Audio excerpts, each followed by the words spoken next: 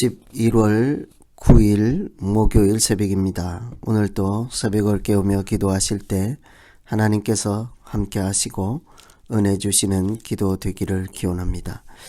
오늘 같이 기도하실 말씀은 욥기 6장 1절에서 30절까지 말씀입니다. 그 중에 9절, 10절 말씀 봉독해 드립니다. 이는 곧 나를 멸하시기를 기뻐하사 하나님이 그의 손을 들어 나를 끊어버리실 것이라.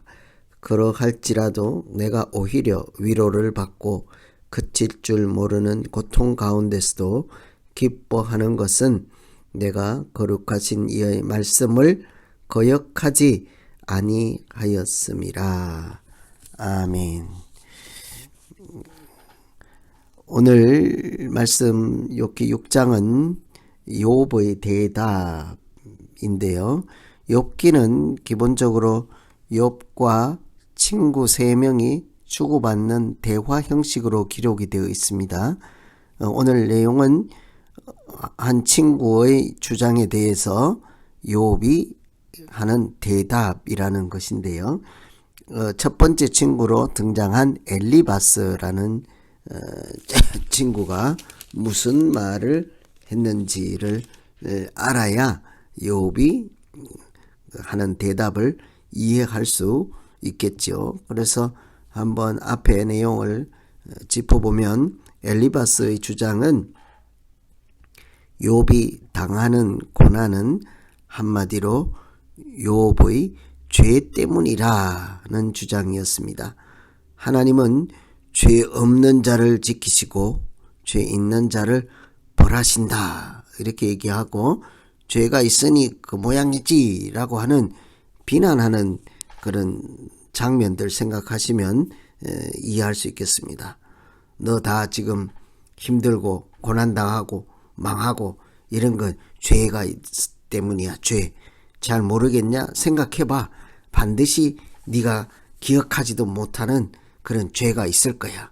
이런 주장이라는 거죠. 그 대답에 욥이 10절에 보시면 그러할지라도 내가 오히려 위로를 받고 무정한 고통 가운데서도 기뻐할 것은 내가 거룩하신 이의 말씀을 거역하지 아니하였음이라. 욥은 그럼에도 불구하고 자기는 하나님을 거역하거나 이렇게 말씀을 거역하지 않았다 하는데 이렇게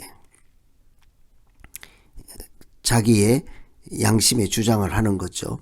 친구의 말을 듣고도 당당하고 차분하고 평정심을 가질 수 있는 것은 자기 하나님을 떠나지 않고 말씀을 떠나지 않을 때 가질 수 있는 태도이죠. 친구가 하는 말, 엘리바스가 찾아와서 고난당하는 욥을 위로한다고 하는 말이 전혀 도움이 되지 않고 오히려 자기가 말씀을 떠나지 않고 하나님을 떠나지 않은 그 자체가 한 가지 위로가 되었습니다. 우리가 고난당할 때 친구로서 다른 사람을 어떻게 위로할까, 어떻게 대면할까 참 많이 생각해 보게 하는 오늘 말씀입니다.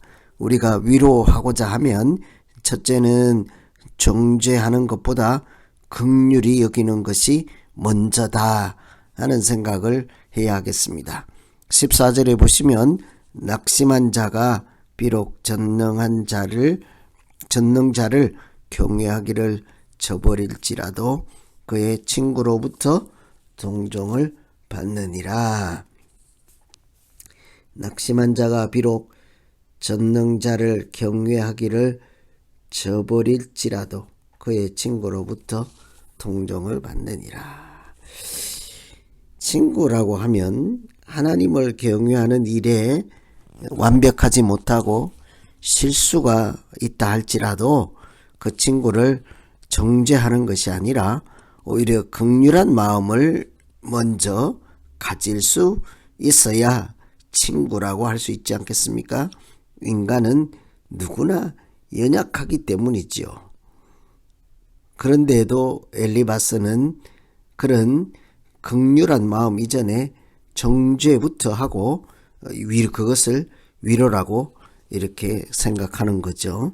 엘리바스는 그래서 욥에게는 위로가 아니라 개울물 같다고 합니다. 필요할 때 가보면 물이 말라 있고 필요 없을 때는 홍수처럼 넘쳐서 실제로는 아무 도움이 되지 않는 것이 개울물이죠. 친구는 필요할 때 도움되는 사람이 친구이지 않겠습니까? 그래서 친구가 되는 첫 번째 방법은 그 사람 고난, 고통, 무슨 아주 어려운 형편에 있을 때 먼저 긍휼한 마음을 가지는 것이죠. 너 이것 때문에 잘못돼서 너 이것이 문제야, 너 이렇다 이렇게 얘기하는 것이 아니라 구체적인 증거도 없이 비난하거나 다른 사람의 비난에 동조하는 사람, 그런 사람이 친구가 아니죠. 아무리 실수가 있고 잘못이 있어도 여전히 변치 않는 마음으로 그 친구의 곁을 지켜주고 사랑의 눈빛으로 이렇게 바라봐 줄 수 있는 사람이 친구인 거죠. 사람으로서 그렇게 참 하기 어렵겠지만 우리가 이렇게 예수님 마음을 가지면 얼마든지 실수와 죄와 악에 이렇게 빠져 있는 친구라 할지라도 긍휼한 마음을 먼저 가질 수가 있습니다. 지난 주일에도 말씀드렸지만 예수님께서 가르치시고 전파하시고 고치신 이런 사역들 주제는 천국이요. 그런 사역들의 동기는 긍휼한 마음이지 않았습니까? 긍휼한 마음을 가질 수 있어야 천국도 얘기할 수 있는 거죠. 천국이 먼저가 아니라 긍휼한 마음이 먼저예요. 하나님은 자비롭고 은혜롭고 노하시기를 더디하시고 인자와 진실이 많은 분이라고 소개합니다. 예수님은 원수까지 사랑하라고 하시지 않습니까? 원수도 아닌 친구가 허물이 있다고 해서 돌변해서 180도 다른 자세를 취하고 다른 말을 한다면 사실은 그런 사람은 처음부터 친구가 아니었던 것이죠. 우리가 살다가 그런 경우를 얼마나 많이 당합니까? 목회할 때도 참 마음이 무너지는 경우가 그런 경우죠. 간 썰개를 다 내주다가 서운한 일 하나 생기면 180도 돌변하는 사람들, 그 사람들은 본리 처음부터 그런 사람들이겠죠. 그래서 우리가 위로를 하고자 한다 하면 정죄하거나 이렇게 그 사람의 실수를 보는 것 이전에 긍휼한 마음부터 가지는 것이죠. 똑같이 저나 나나 하나님 앞에서 인간으로서 하나님의 긍휼이 필요한 존재다. 인간의 연약함을 같이 보듬어 안고 같이 울어줄 수 있는 그런 사람이 친구요. 그런 것이 진정한 위로가 될 것입니다. 두 번째는 옳은 말이 아니라 공감하는 말부터 시작해야 하죠. 25절에 보면 옳은 말이 어찌 그리 고통스러운고 너희의 책망은 무엇을 책망함이냐. 옳은 말이 어찌 그리 고통스러운고. 그 사람 말이 틀리다고 하지 않습니다. 옳다는 거예요. 그런데 듣는 사람에게는 고통스럽죠. 말이 입힌 상처는 칼이 입힌 상처보다 깊다 하잖아요. 다른 사람에게 상처를 주는 말은 틀린 말이 아니라 옳은 말이라는 사실을 우리가 깊이 생각해야 되겠습니다. 내가 하는 말이 잘못됐어. 내가 하는 말이 틀렸어. 네 말이 틀렸고 내 말이 옳잖아. 이런 말은 다 소용없는 말이에요. 아무 보탬이 되지 않습니다. 자기 생각에 옳은 말을 하고 상황을 보면 맞는 말이지만 그런 말들로 옳은 말을 가지고는 상대방을 위로하거나 치유하거나 친구가 될 수 없습니다. 잘못이나 실수가 있는 사람은 본인이 먼저 자기 자신의 연약함이나 실수를 다 알고 있지요. 그래서 불난집에 부채질을 하는 것이 바로 옳은 말이요. 상처 위에 소금을 뿌리는 것이 지적하는 말이죠. 그래서 부부싸움도 이런 식으로 하는 것이지 않겠습니까? 부인들이 하는 말 다 옳은 말이요. 남편들이 들으면 그거 다 알고 있지요. 그런데 내가 잘못한 것도 알고 있고 연약한 것도 알고 있는데 그 옳은 말은 때로는 위로가 되지 않습니다. 위로를 하고 사람을 세우고자 할 때는요, 이해하는 말, 공감하는 말부터 시작해야 그 옳은 말보다 더 큰 힘이 될 수가 있습니다. 이해하고 지지하는 그런 말은 사람을 바꾸고 성장시킬 수 있는 힘이 있기 때문이죠. 공감하는 말은 연약한 자에게 동기를 부여하는 능력도 있습니다. 어떻게 우리가 그런 말을 할 수 있을까? 욥은 엘리바스에게 내게로 얼굴을 돌리라고 합니다. 자세히 쳐다보지도 않으면서 듣지도 않고 자기 생각을 말하는 친구이기 때문이에요. 그러니까 내 입장을 깊이 이해하고 하기도 전에 자기 생각으로 짐작해서, 지레 짐작해서 소설 쓰는 것처럼 그렇게 자기 생각에 상상으로 앞뒤를 맞추어서, 아니면 또 이렇게 너무 다 이해하기도 전에 먼저 말을 하기 때문에 그런 실수를 할 수 있겠죠. 그래서 이 욥이 엘리바스에게 얼굴을 내게로 돌려라. 28절에 이제 원하건대 너희는 내게로 얼굴을 돌리라. 내가 너희를 대면하여 결코 거짓말하지 아니하리라. 얼굴을 자세히 바라보고만 있어도요, 말하지 않아도 괜찮습니다. 말이 문제예요. 말하지 않고 상대방의 얼굴을 사랑하는 마음으로 차분히 바라보고 있었어요.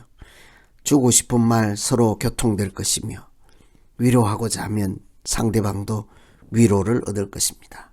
그러나 내가 얼굴도 바라보지 않고 그 사람 입장이 되어보지 않고 그 사람 신발을 신어보지도 않고 발이 어떻다 저떻다 하는 것과 마찬가지인 거예요. 그래서 우리는 하나님이 내게 얼굴을 돌리시는 것, 하나님이 얼굴을 내게로 향하여 복을 주시는 것처럼 서로에게 얼굴을 향하여 따뜻한 마음과 따뜻한 미소로 바라보면 100마디 말보다 훨씬 큰 위로가 될 수 있죠.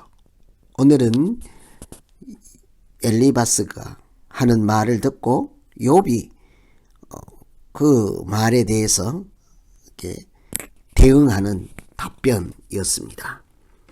죄 때문이다 하는 말을 듣고 나는 고통스럽지만 그래도 기쁨을 잃지 않은 것은 내가 하나님 말씀 어기지 않은 건 나는 알기 때문이다.